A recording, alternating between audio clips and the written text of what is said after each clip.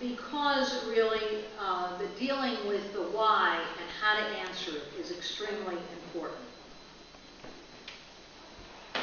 The new wars, the continuing wars, because there's no end in sight in Iraq.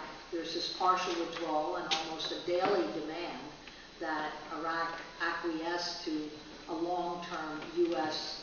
at 14 permanent bases role for trainers. That means thousands of U.S. troops, and it also means thousands of those who qualify as contracted workers. It's really paid mercenaries. And in Afghanistan, we have a war that went from 30,000 U.S. troops to it's now about 250,000 between private contractors and U.S. troops and NATO troops, to the point where the consequences of the use of the most deadly weapons is completely lost. A U.S. war is such a neutral term. Now, think of the bombing that's gone on now for 7 months in Libya. Do you think the average person here has any concept of thousands and thousands of bombing runs, more than 30,000 now sorties, hitting thousands of targets, and they're using cruise missiles and bunker busters and depleted uranium and drones and what's called DIMEs, this dense inert metal explosive bombs, and anti-personnel razor-sharp shredding weapons. None of that is discussed. It'll just be that NATO is running support for rebels. That's about the extent. Wars for strategic positioning. But war itself to the U.S. empire is extremely profitable. You can say, well, it's a failed war. That doesn't mean that all sorts of the top corporations haven't reaped billions of dollars in profit. As long as that war goes on, they're making money every day. It doesn't cost them a dime. It's our tax dollars. It's money going directly into their pockets. And so there's real reasons for wars that become an end in themselves, along with the positioning and the seizure of resources. What did Libya have? Along with the largest oil and the richest supply, water, absolutely. Some of the purest water from underground aquifers and an entire underground river that was built. That's a huge export commodity, very, very valuable. But they had something else. They had a very well-developed infrastructure for the oil and for the water. They had refineries, they had pumping stations, gas lines, ports, pipelines directly into Europe. They also had billions of dollars in gold reserves, in oil reserves, and more than $90 billion that they had committed to the development of a united federation in Africa. That's a big threat. That's a big threat.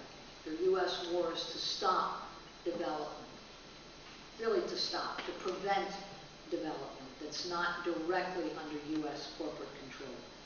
Again and again, what we're trying very hard to do in the political movement here is to have people see U.S. wars in the same way you would see a racist mobilization or a racist lynch mob or a police attack on an oppressed community. And that is, what do you want to do? You want to immediately mobilize all possible forces to stand up and say no, to refuse to take part, and to actually mobilize against it. And also to refuse to take part in the whole orchestrated campaign of vilification that blames the victim. That's an important reflex for our movement. What is the Pentagon in a war? Is it any different than a racist mob with cans of gasoline going to burn down someone's house? Would you stand there and say, oh, well, let's have a discussion. Maybe this person didn't cut their grass on the right day of the week. Maybe they're behind on their credit card bills. irrelevant. It's absolutely irrelevant, and everyone here would respond in that way, would understand them. And I think we have to have the same reflex on U.S. wars, that this is a Pentagon lynch mob going to burn down someone's entire house, absolutely destroy the population, and in any way to give aid and comfort during that time, to accept any of the reasons for it, is to participate. When I received the note, it said, will the U.S. deny the Arab Spring to Palestinians? Well, of course. It's all paid with U.S. money.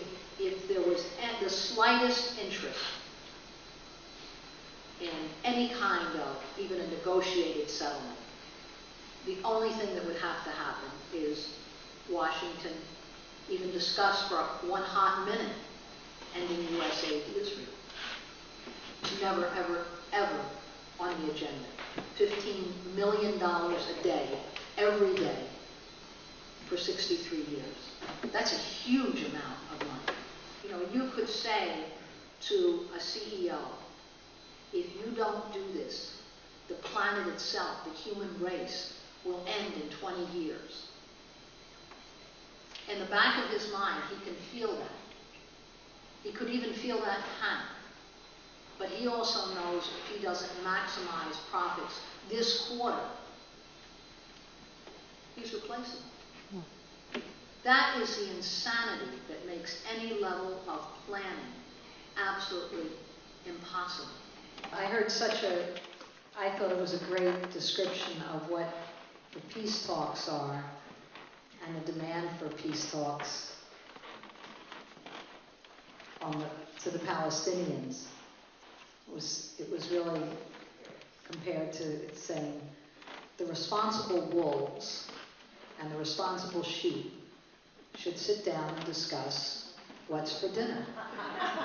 It's like saying the tail wags the dog, or that foreign policy for this whole empire is set in Tel Aviv.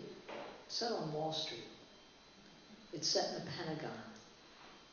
And Israel aligns with their interests. There's who are the strongest Zionists in the U.S. today? It's a whole evangelical, right-wing current, Christian evangelicals. Isn't that I mean, think about that. Many of them are deeply and completely anti-Semitic.